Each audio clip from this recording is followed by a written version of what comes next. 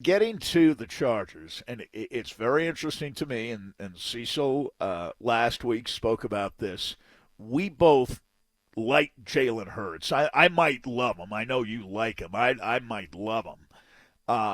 For the Chargers, what a perfect compliment to Tyrod Taylor, in my opinion.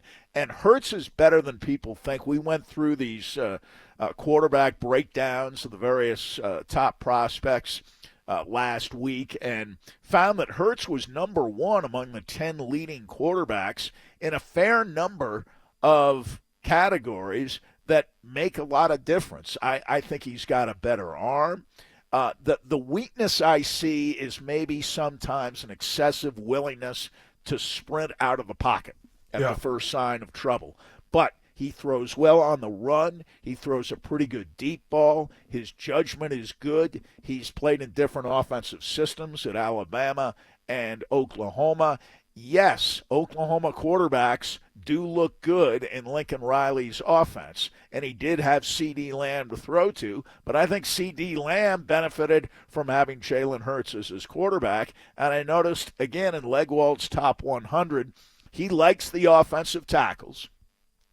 He has five of them, including Austin Jackson from USC, going in the top 30.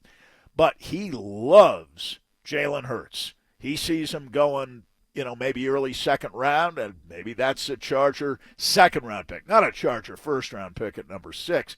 Another reason the Chargers may not go quarterback. Yeah. If they like Hurts and they think they can get him in the second round, they may look elsewhere Yeah. with that pick at 6. Yeah, they already got Tyrod Taylor on that roster. One thing that you just pointed out that's key for me that you talked about with Jalen Hurts is his ability to throw on the run, moving the pocket. Yep. And they already have that quarterback in Tyrod Taylor that's there.